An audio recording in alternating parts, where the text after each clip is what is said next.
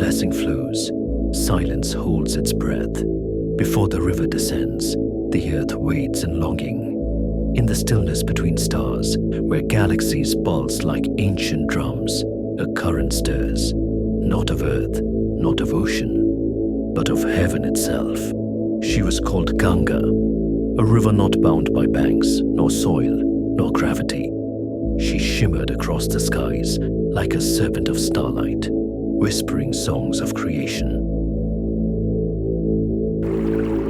Born of divine realms, Ganga carried within her the purity of the gods. Every drop of her waters reflected the brilliance of stars. Every current of her flow echoed the hymns of the cosmos. The Devas rejoiced at her beauty. Indra himself praised her radiance. But the heavens cannot cage what longs for freedom. The river yearned to move, to give life, to flow where prayers could reach her. Her gaze fell upon the earth below, and with that desire, her descent began. But not all descents are blessings. What is beautiful in the heavens may be terrible upon the earth. The river fell, not as a gentle stream, but as a cosmic flood. Mountains trembled, valleys shook. The Himalayas themselves quaked under the weight of her fury. Forests bent, stones split. Creatures fled in fear. Humans cried out in despair. For if Ganga struck the earth unrestrained, she would not give life. She would shatter it. The blessing of heaven was about to become the curse of destruction. In that moment of dread, sages turned their hearts upward. They lit fires. They whispered prayers.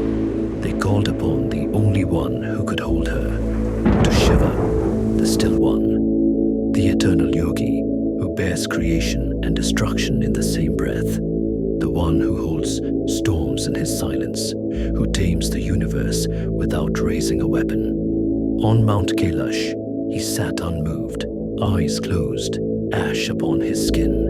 The cosmos itself reflected in his stillness, and to him the cries of the earth ascended.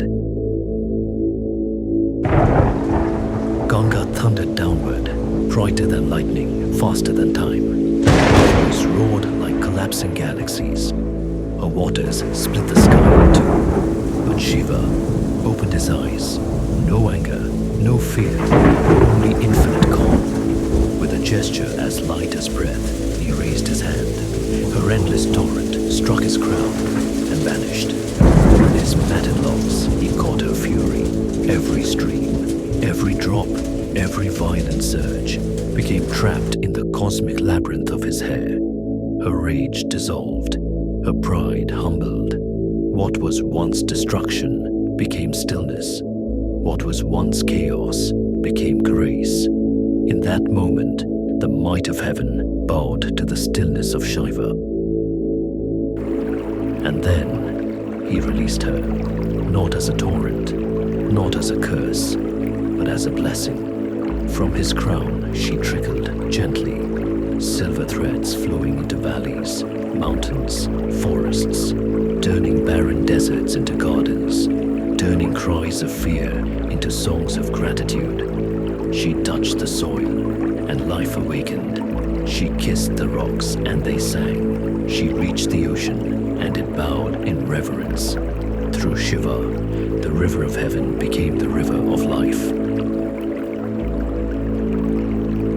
And so, Ganga flows from the hair of eternity, across the veins of earth, into the hearts of millions.